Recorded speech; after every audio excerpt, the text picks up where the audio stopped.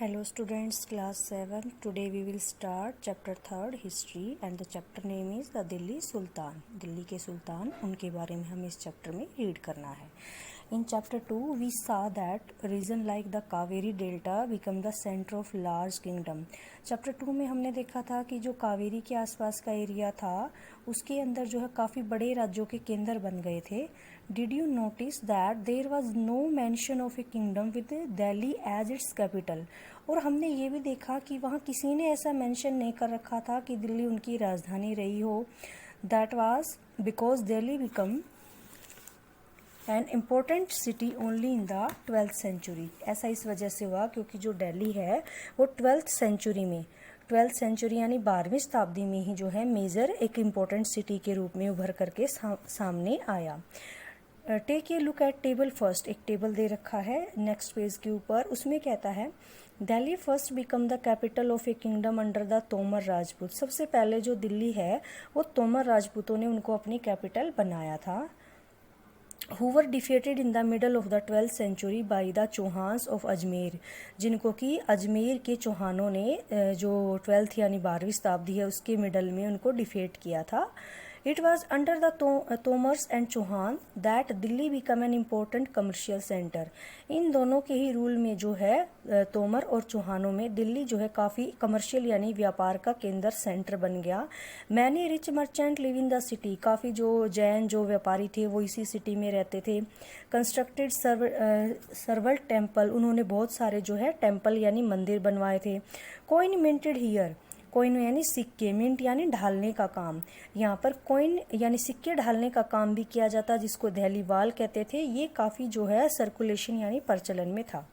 The transformation of Delhi into a capital that controlled vast area of the subcontinent started with the foundation of Delhi Sultanate in the beginning of the 13th century.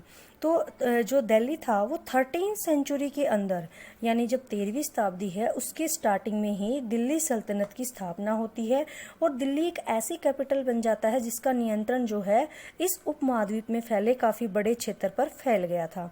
दोबारा से table 1 की तरफ बता रहा है कि जिसमें काफ़ी सारी डायनेस्टीज आपको रीड करने को देखने को मिलेंगी जिन्होंने अलग अलग टाइम पर दिल्ली को अपनी कैपिटल बनाया है. The Delhi sultan built many city in the area that we now known as a Delhi. जिस इलाके को तुम आज दिल्ली कहते हो वहाँ पर सुल्तानों ने अनेक नगर बसाए हुए थे. जैसे कि अगले एक मैप में दिखाया गया है दिल्ली ए कोहना. ये छोटे छोटे जो जगह के नाम है सिटीज़ के नाम है जिनको आज मिला करके दिल्ली बना दिया है. दिल्ली ए कोहना और दूसरा कहता है सीरी और एक और है जहांपना. ये सारे नाम आपको यहाँ देखने को मिल जाएंगे.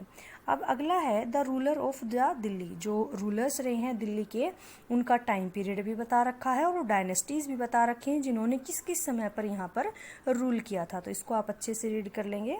नाउ नेक्स्ट है finding out about the Delhi sultan. अब हम जो है दिल्ली के सुल्तानों के बारे में कुछ और जानकारी ले लेते हैं. Although inscription coin and architectures provide a lot of information specially valuable are histories. कहता है कि हमें जो इंस्क्रिप्शन यानी अभिलेख हैं, सिक्के हैं, कोइन और आर्किटेक्चर यानी भवन निर्माण ये इन सब से काफ़ी इंपॉर्टेंट जानकारी मिलती है. फिर भी सबसे ज़्यादा जो वैल्यूएबल जानकारी मिलती है वो इतिहास में जिसको कि तारीख या तवारीख बोलते थे.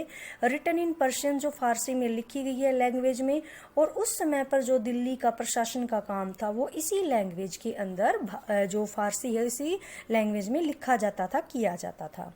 The author of Tawarikh. तारीख को ही बोला जाता है जैसे ऊपर बताया गया है ना. तारीख सिंगुलर या तवारीख बोल दे तो प्लूरल तारीख जिसको कहते हैं.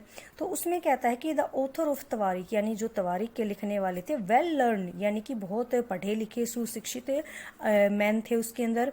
जैसे कि सेक्रेटरी यानी सचिव जिसको कहते हैं, एडमिनिस्ट्रेटर, पोएट, कोर्टियस यानी दरबारी, कवि, प्रशासक ये सारे थे जो कि घटनाओं के ऊपर रिकाउंटेड इवेंट जो घटनाओं का वर्णन करते थे राजा के सामने और उसको रूलर्स को एडवाइस देते थे. उसके जो शासन करता था उस संबंध में गवर्नेंस यानी शासन करता उस संबंध में सलाह देते थे. और focus emphasizing the importance of just rule. और इस बात के ऊपर भी वो अपना फोकस करते थे, जोर देना यानी कि बल देना इस बात के ऊपर कि वो न्याय के अकॉर्डिंग यानी न्याय संगत रूप से वो अपना क्या करें जो रूल है उसको चलाएं. नेक्स्ट देखिए, नाउ पेज नंबर नेक्स्ट है, keep the following addition detail. इसके अलावा हमें जो और डिटेल या बातें ध्यान में रखने वाली हैं वो कौन कौन सी हैं। The author of Tawarikh lived in cities. पहली बात, जो तवारिक के लेखक थे वो कहाँ रहते थे, सिटीज़ में, मेनली दिल्ली यानी दिल्ली में। And hardly ever in village, वो शायद ही कभी गाँव गए हों या रहे हों। They often wrote their historic for sultan in the hope of a rich reward. और अक्सर सुल्तानों के बारे में वो इसलिए लिखते थे ताकि सुल्तान उनसे खुश होकर के उन्हें ढेर सारे इनाम दे, रिवॉर्ड दे। These author advise ruler on the need of preserve and ideal social order. ये जो लेखक थे ये राजा को सलाह देते थे कि तुम्हें जो है, जो सामाजिक जो अपनी परंपराएं हैं, समाज है, उसको आदर्श, उसका जो आदर्श रूप है उसको बनाए रखना है। जैसे कि बर्थ राइट, जो जन्मसिद्ध अधिकार हैं, या जेंडर डिस्क्रिमिनेशन यानी कि जो लिंग भेद है, ये सब बनाए रखना है। ये ऐसी सलाह राजा को देते थे। Their idea were not shared by everybody, जबकि उनके आइडिया से लोग जो है वो काफ़ी सहमत नहीं होते, खुश नहीं होते थे। इन 1236 सुल्तान इल्तुतमिश की बेटी होती है। 1236 में रजिया सुल्तान बन जाती है। रजिया बिकम सुल्तान, रजिया सुल्तान नाम से फेमस थी ये। और जो इतिहासकार हैं उस समय का, Minhaj e Siraj recognise that she was more able and qualified than all her brother. वो अपने भाइयों से बहुत ज़्यादा योग्य थी और वो उनसे ज़्यादा जो है, जो रूल कर सकती थी, उसको करने में ज़्यादा सक्षम थी। लेकिन फिर भी क्योंकि एक वो रानी थी, इसलिए जो है, but he was not comfortable at having a queen as ruler. लेकिन लोगों को सिर्फ वो रानी थी, इसलिए शासक के रूप में, रूलर यानी राजा के रूप में वो पसंद नहीं आई। नोर वर द नोबल्स हैप्पी, जो उसके दरबारी थे वो भी उसके इंडिपेंडेंटली काम करने से खुश नहीं होते थे। और आखिर में उसको जो है रिमूव कर दिया। 1240 के अंदर उसको गद्दी से हटा दिया। उसकी हत्या कर दी गई थी जब वो किसी एक अपने अभियान के ऊपर निकली थी, तो उसकी धोखे से जो है मार दिया गया था। लोगों ने उसको पसंद नहीं किया था। नेक्स्ट देखिए, now next page, from garrison town to empire the expansion of Delhi सल्तनत। अब जो दिल्ली सल्तनत है उसका जो विस्तार था वो गैरिसन से साम्राज्य तक था। एक इसके अंदर दो वर्ड्स बार बार आएंगे, चलिए हम उनको पहले डिस्क्राइब कर लेते हैं, हिंटरलैंड और गैरिसन। हिंटरलैंड का मतलब क्या होता है, the land adjacent to a city or port that supplied with goods and services. ऐसी जगह जो शहर या तो बंदरगाह, पोर्ट क्या होता है, बंदरगाह, कोई शहर या बंदरगाह के आसपास का इलाका जो उस सिटी में गुड्स यानी वस्तुओं की और सर्विस यानी सेवाओं की सप्लाई यानी पूर्ति करता हो। आई रिपीट अगेन, किसी शहर बंदरगाह के आसपास का इलाका जो उस शहर के लिए वस्तु और सेवाओं की पूर्ति करता हो। Garrison town A fortified settlement with soldier, एक किलेबंद बसाव, किलेबंद यानी जहाँ चारों तरफ से किलेबंदी, घेराबंदी, जैसे किलेबंदी की गई हो और उसके अंदर सोल्जर्स यानी सैनिक रहते हो। तो इन वर्ड्स का बार बार यूज होगा, इसलिए मैंने आपको पहले ही बता दिया है। अब देखिए, in the early 13th century, the control of Delhi Sultanate rarely went beyond heavily fortified town occupied by garrisons.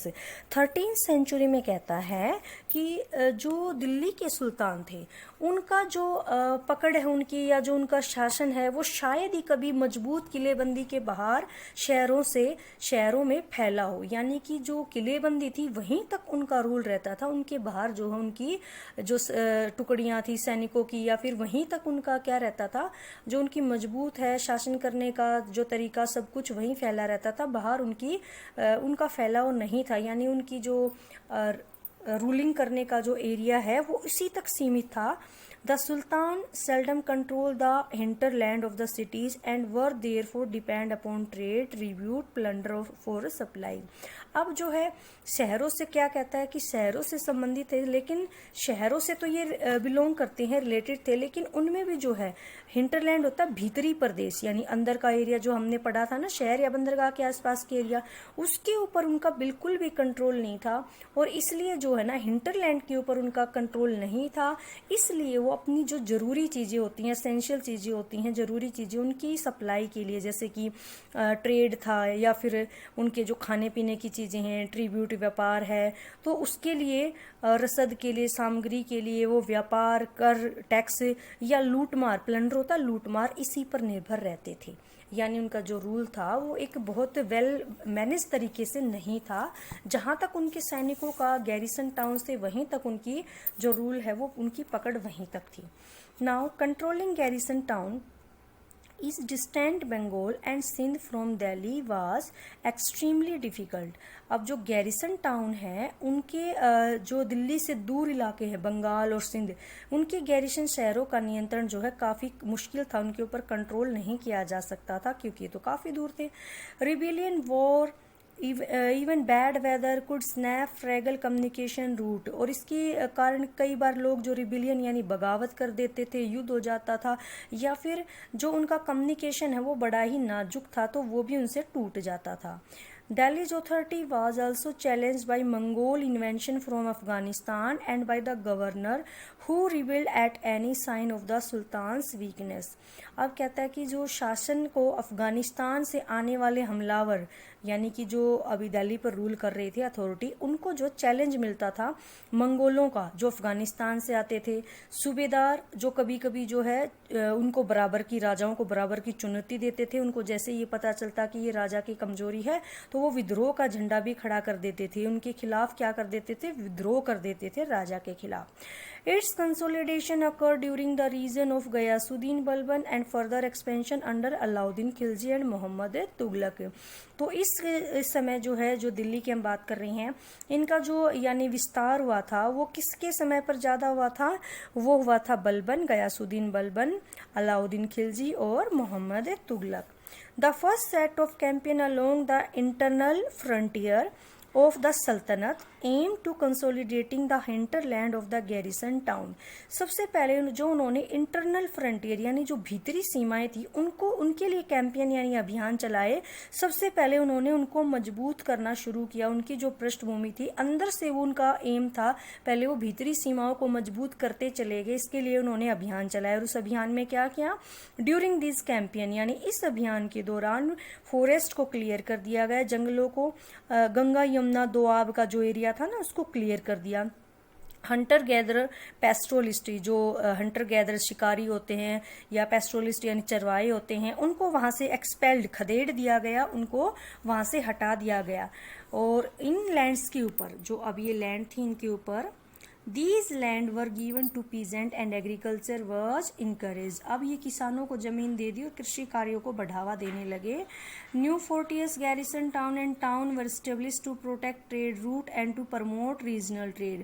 नए नए किलेबंदी होने लगी, गैरिसन टाउन ये सब बनने लगे, और जिन रास्तों पर ट्रेड होता था, ट्रेड रूट यानी जिन रास्तों से व्यापार होता था, उनकी सुरक्षा और बढ़ा दी गई।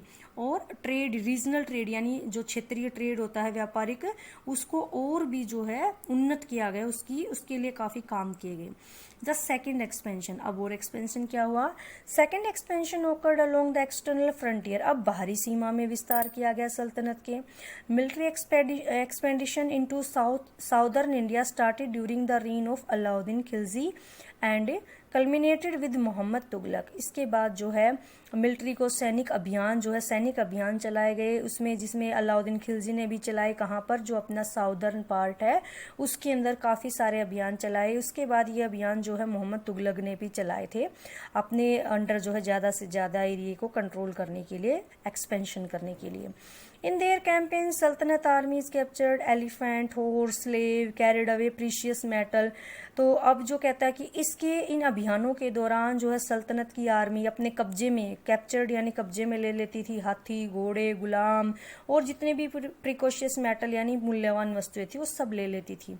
Bye the end of the Mohammad Tughlaq reign यानी जो उसका शासन था 150 years after somewhat humble beginning, कहता है कि जो शुरुआत हुई थी दिल्ली में सेनाओं की तो वो काफ़ी कमज़ोर थी, लेकिन 150 सालों के बाद मोहम्मद तुगलक के राज्य का जो एंड होने लगा यानी उसके रीन का जब खात्मा होने को था, तो इस कॉन्टिनेंट में के अंडर जो एक विशाल क्षेत्र इसके युद्ध अभियान के अंतर्गत आ चुका था, यानी तब तक जो इन्होंने काफ़ी सारा जो एरिया है वो अपने अंडर कर चुके थे।